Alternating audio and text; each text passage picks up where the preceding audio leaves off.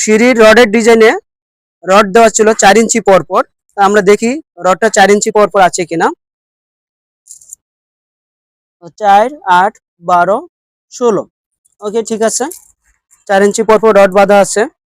এখানে আমাদের ছাদের টপ টু টপ হাইট আছে 10 ফিট। তো 10 ফিট হাইট, আমাদের রাইজারের হাইট আছে 6 ইঞ্চি। তাহলে এখানে টপ টু টপ যাওয়ার জন্য আমাদের 20টা রাইজার লাগবে। এখানে যেহেতু আমাদের mid landing, first fight mid landing পর্যন্ত ঢালাই হবে, তাহলে আমরা এই ফ্লোর থেকে এখানে 5 ফিট উঠবো। তো 5 ফিট ওঠার জন্য আমাদের লাগবে 10টা রাইজার।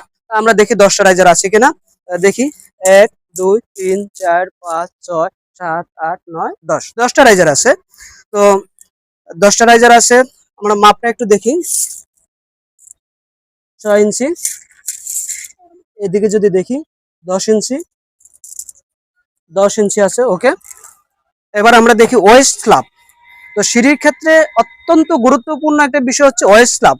আপনারা দেখবেন অধিকাংশ বাড়ির ক্ষেত্রে, অধিকাংশ জায়গায় সিঁড়ি দেখবেন যে মিস্ত্রিরা যে ওয়েস্ট স্ল্যাবটা করে, এই ওয়েস্ট স্ল্যাবটা ঢালাই 3 ইঞ্চি 4 ইঞ্চি, মানে কোনো মেজারমেন্ট থাকে না, তারা এই জিনিসটা মিলাইতে পারে না। তো এখানে একটা সুতা টানিয়ে দিছি, এটার বটম টপ রাইজারের বটম।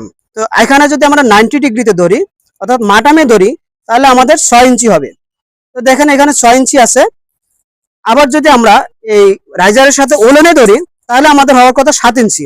তাহলে দেখেন 7 ইঞ্চি আছে। ওকে, তার মানে এটা ঠিক আছে। এইভাবে যদি আমরা করি ওয়েস্ট স্ল্যাবটা, তাহলে সব দিকে 6 ইঞ্চি থাকবে, এতে কোনো ভুল হবে না।